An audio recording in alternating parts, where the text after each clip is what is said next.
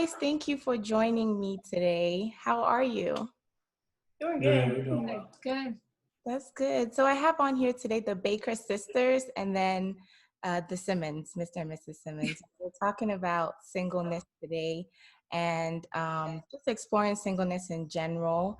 And I want to start with the question, why do you think being single is viewed as inferior to being married? Do you want to take that first or you want me to take it? Well, so you can take it. That's fine. Well, I've had this conversation a few times with a couple of different Christian singles and, of course, Christian couples. And a lot of times we're taught in society to have a love interest, but in the church, we're also kind of raised and taught to find a husband, find a wife, get married, let's, make it happen.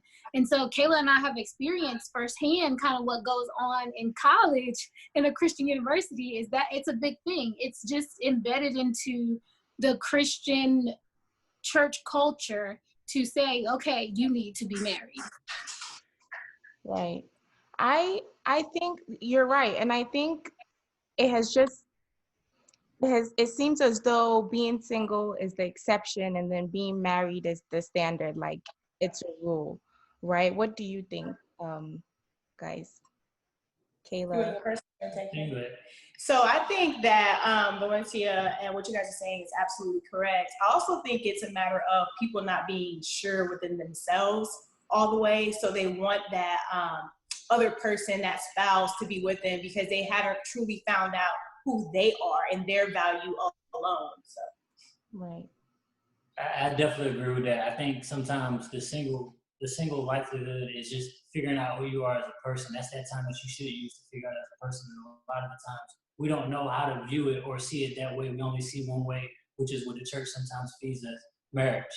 So Yeah, and I think I was reading Pastor Mike's relationship goals book, and he was talking about how you do singleness well is how you do your relationships well, and like not just spousal relationship, but just relationships through and through. And I really love that because that's how you see like toxic relationships and not knowing, just because like Kayla said, we're not sure of ourselves and we don't know ourselves, right? Yeah. Greg, did you have something to, like, it looked like you have something to say. Oh, no, I'm good, thanks. Okay. Valencia? Well, no, I mean, I definitely agree with that. And I think the singleness, your journey in your singleness. So I have a page called The Single Journey because I believe that as you're single, it is a journey and it shouldn't just be a phase. It shouldn't just be something that you're holding your breath and waiting until it's over because eventually you'll be married and you'll be able to start your life. I believe that there's a purpose in your single time. And the best thing that you can do is while you're single, figure out, okay, who am I? What do I like to do? What do I not like? What areas can God use me? How can I grow? Build that relationship with God because as you said, just like in Michael Todd's book, the foundation that you build on your own in your own singleness will then transpire in the way that you treat other people, in the way that you allow yourself to be treated. Because if I treat myself well, if I find internal peace in myself, then I won't let an outside influence just because he's cute come and mess up my internal peace. Or I won't let a friend, not even just relationships, but a friend stop me from chasing, my relationship with God. She wants to go do this and it's not really a part of my lifestyle. And because I've already built that solid foundation of who I am, I know, okay, I can't really do that.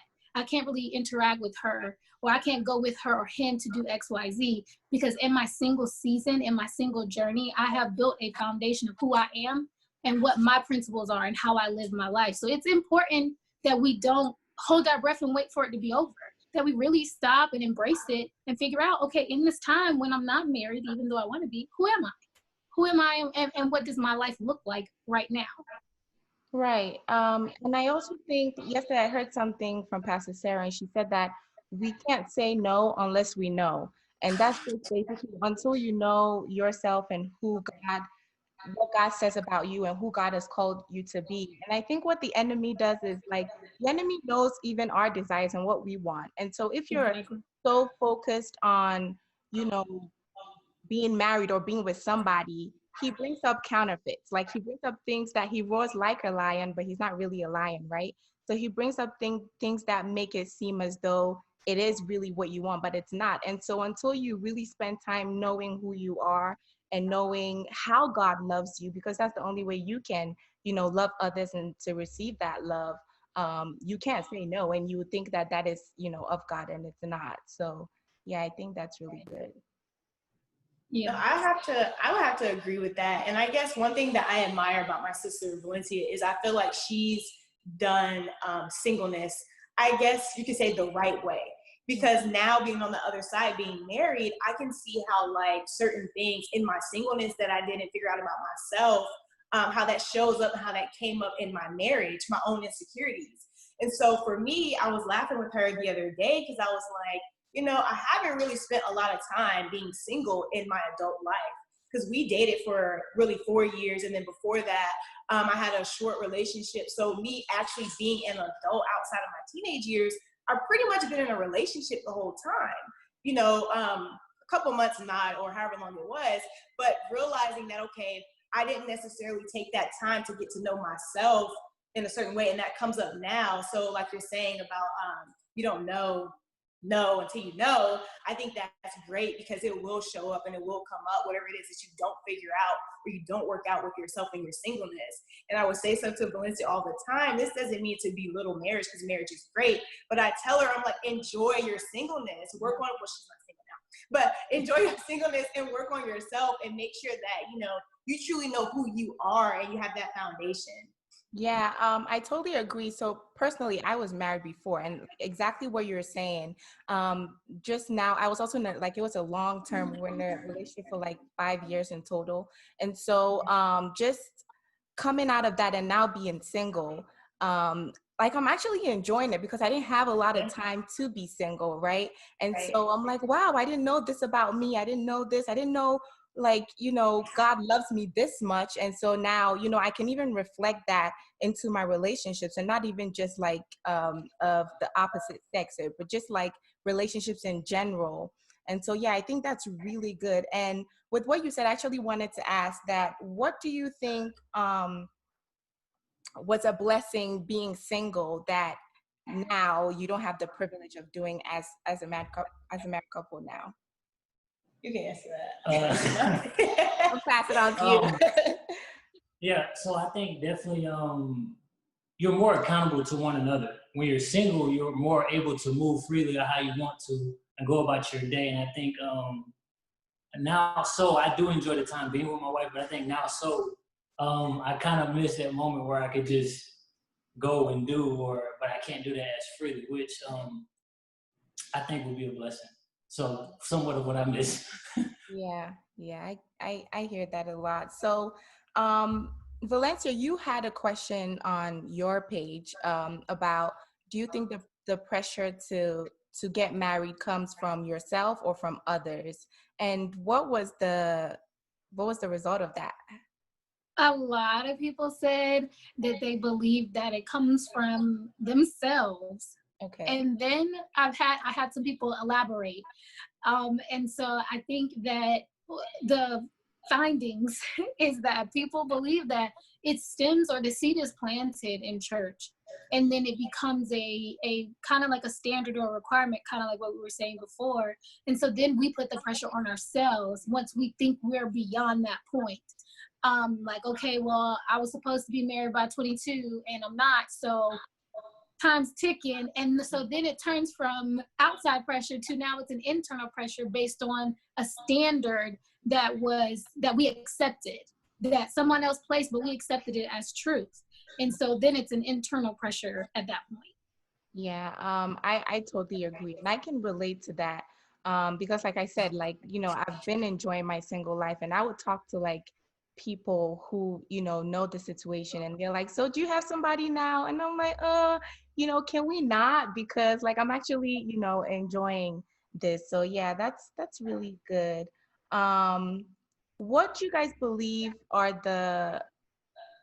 the trials to being single, like the hardship, or having an intense longing to be single? What's the hardship that does come with it? Well, I'll take that. I'll start off with that one. I think that is definitely, it can be challenging, one, if you introduce yourself to a dating lifestyle. So that could be an introduction to always going out. You're always being taken out. Somebody's always taking you on dates. Or an introduction to always being on the phone with someone at night. Or even an introduction to intimacy or sex. An introduction to those things, and then coming to a realization that, okay, that's not necessarily what I want to do. So you have to then begin to struggle and try to correct that. And so I think that's a struggle that a lot of singles face is, okay, I want to do it the right way now. And so I have to then battle my flesh to say, we're not going to do what we used to do anymore. I'm going to abstain from having sex. I'm not going to just date people just to get a free meal. I like being very intentional about your dating. That's something that I believe Christian singles can have a struggle with, is correcting that mindset that they had at one point and trying to continue on that narrow path. And a lot of times we don't have other Christian singles to support us in that. Yeah. Because as girlfriends, I'm like, girl, he's cute. You should go out with him. But I know that he's not necessarily someone that lines up with what I believe and someone I can see myself dating in long term. So that outside pressure from people who aren't necessarily walking the same path can also be a challenge as well. Right. Do you guys have anything to say about that? I agree with Valencia, everything that she said. I mean, to kind of make it a little funny, I just think that, the main thing with being single is when you're surrounded around people who aren't single and trying to figure out, okay, I'm that oddball out or double dating. So I know my sister and I, we went through that different periods where I was in a relationship where she wasn't, and just that whole dynamic, like she touched on a little bit, can be a little awkward or make you wonder, okay, what's wrong with me? Why doesn't anybody want me or desire me? I think is how that can make you feel at times when everyone else around you is in some type of relationship and you're not. Right. Do you believe the word dating means something, like it's different for men and for women? So you want me to answer that? Yeah. For me, for a male, I'll speak for a male side. I think dating should be on purpose. I think it sometimes get misconstrued that we're just dating or we're just going out or we're just hanging. So somewhat people put that under the umbrella of we're friends, we're not. But my answer to that, yes, I think sometimes men can see it as if we're just friends or we're just dating or it's nothing really serious when it should be a purpose behind it. I agree with that. I think that I know I can speak for myself. I had a problem with thinking that it should be understood. Like it should be understood. If we go on X amount of dates, I mean, we may not be together, but we're working on being together. Right. So Yeah. you need to have this mindset that, we're working towards that. But I think that's something we have to get over as women. And even as men, is we have to communicate that. Like that's totally a communication thing, because it can be typical for a man to say, oh, well, we're just friends. And then it can be typical for a woman to say, oh yeah, he's my man. And so we have to talk about, okay, what does that mean? What does dating really look like if we're trying to be intentional? Yeah, I agree. And I heard something somewhere that dating is like essentially collecting data. And so I'm trying to get to know you. I'm trying to collect, data about you, about your history, your past, about you, and then vice versa, to see, like you said, to see if, this can go somewhere. And so, yeah, I think that's very important. What do you guys essentially think marriage means? Like, what does marriage mean to you guys? Because I just feel like, again, we're talking about how people just want to be married, like just to have somebody, or there's a purpose as to why, you have to be married, or you want. I mean, I think that marriage is two becoming one in every way. And so though that statement can seem simple, it's actually very complicated, which I know that you know, is in every way where you, like he spoke of earlier, where you thought about yourself or you did it your own way, where no, you have to consider another person. in everything. And so whatever, the way I described it during our premarital counseling was I feel like we were being welded together. And when you're being welded together, it's like, it's fire that welds that thing together. So it was tough and it was hard, but you're truly being torn apart from whatever it was that you knew from your singleness, or you being by yourself as a singular person, to then being welded together. And it's trying, it's hard. And it's not easy, as we all know. So that's my outlook on marriage, is just, knowing that, okay, it's becoming one, and that it's not an easy road to walk. And I have to understand that and remember that every day. Right. And I totally agree with that 100%. I think best visual you can give is someone welding. So I think it's definitely a process. That's all I can say to that. Everything she said, I agree with. Right. Well, I think of course I agree with Kayla and Greg that it's about becoming one. And I think when I think of marriage, I believe that in the single journey, we should be trying to self-discover. So that way, when the welding process happens, you're not necessarily welding two pieces that are incomplete. That you are a complete piece by yourself with with God, the Holy Spirit. And then when you're being welded with someone else who is a complete piece, then you can become one. Instead of I'm welding and I don't really know who I am. And so now these two random pieces are being welded together and having a tough time with self-identity and then an identity as one together. So I think that as singles look toward being married, the best thing that we can do is identify who we are, so that way when time comes for us to face the fire with whoever God is saying, yes, that's the person, we can be ready. And we can be true to ourselves and true to that person and allow that process to happen. Yeah, that's good. I personally think it's like an expansion of the two complete people. And so if you know who you are and your purpose, what God says about you, and they know too, and then you guys come together, it's like just really amplifying both of your completeness into, because I believe it's a call. I believe it's really to emulate God's character, because day in, day out, you guys would know that you have to really sacrifice and really express God's character in the marriage. So yeah, that's really good. Greg, I want to ask you a question. How do you think Christian males specifically can really do singleness well?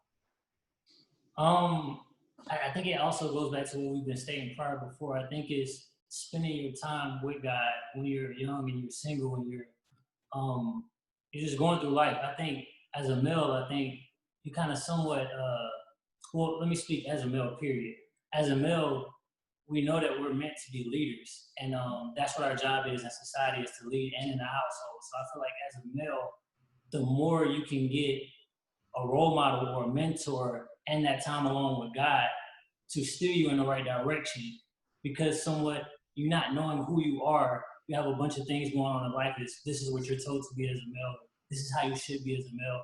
But if you have that mentor, that guidance, that person to guide you in the right direction as a Christian male, I think that's what's most important. That's good. That's good. And for the ladies? But so you can answer that first. And you said the most important.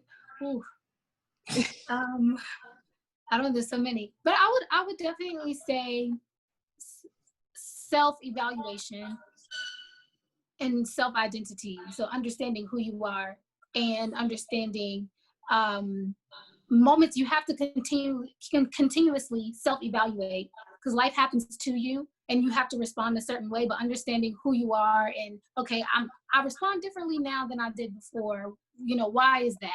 But a lot of times women, we don't take the time to reflect on who we are and why we respond a certain way. So I think that can be a very instrumental thing as a single person, to understand who you are before you get with anybody else. Right, right. I agree with that. And just to tag off of that, of who you are, I think it's very important to know who you are in God. So building that strong foundation, that relationship with God, and understanding that Jesus is the lover of our soul. And so once we have that and we know that we are good with having Christ, that he is our first love, then I think that is the perfect foundation once you, like Lindsay spoke about earlier, once you understand that who you are first, and then who you are in him in your singleness, so that you know that, okay, that me having a man or me having a woman is just adding to me. Right. And it's not who I am, but it is adding to me. And together I am walking in what God has for me and the call of my life in my marriage and being an individual, because you're still an individual in marriage, but you're also still a whole, you're together. So in understanding that, first and foremost, you have to have that foundation and have that relationship with God and know that he is the lover of your soul first. He's your first love. I love that. I really love that. I can't even say anything to triumph that. So that's good. Yeah. Okay. Well, I think this is a really great juncture to just wrap this up. But I just want to play a little game on everything we're talking about in general. Do you think men or women keep secrets better? Who keeps it better? I think a woman keeps a secret better. Really? I think we're better at keeping secrets. Yeah. I feel no shot at men, but I feel like they don't do good at keeping their secrets. Greg, what you think? Well, I'm by myself here. No, I definitely think I have to agree with that. I definitely think women are better at keeping secrets than men. Right. I definitely do. Yeah. Okay. So with that, do you think let's say you have a friend, right, and then you have your significant other, do you think if your friend was to tell you something, you would tell, like it's an automatic, you have to tell your significant other? Well, I would say I'm growing into that, because now we're learning the process of holding each other accountable. But I would say before, in the past, it wouldn't be an automatic. But now I'm learning for sure. Yeah, you probably should run that by your wife. Right. Okay. And just the last one. Do you think a man and a woman can be best friends without like any strength? Like, I don't like you, you don't like me, but we're just best friends. You want me to answer that? Or Whoever wants to answer. So personally, I mean, is it a slight chance? Is it possible? Yes, but I know this is a game, but not to make it, religious response. I do think that it is possible, but I do think that it is a door open for the enemy to come in. But I do think that it is possible. So I'm not gonna say it is impossible. I do think that chance is slight, but I think that it just allows room for the enemy to come in personally. That's my personal viewpoint. Greg, what do you think from a guy's point of view? He said, what do I think? I do think it's a thin line. I think the best way Caleb can use it, I can't quote it Greg White, but sometimes you find yourself loving someone who not just necessarily a relationship or a female friend or a relationship, but you find yourself becoming attached to someone who you just spend time around. So I feel as if it's a thin line to where you should be very cautious. It does allow a door open for temptation. Just to add. That's good. Valencia, what do you think? I am not for it, and I'm just going to be honest. The main reason why is like what they're saying. I think that you can, in your singleness, you have to be careful, but as you continue to have interactions with people, you can build stronger connections.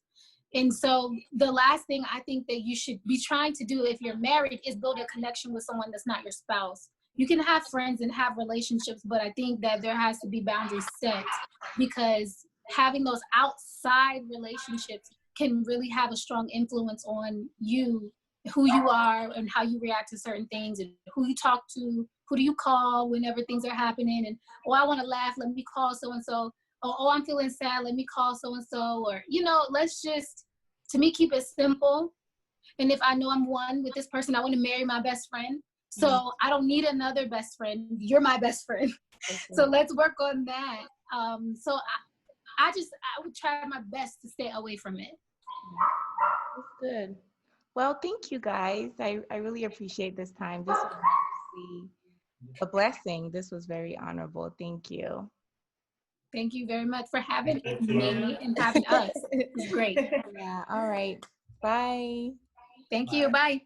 Thank you.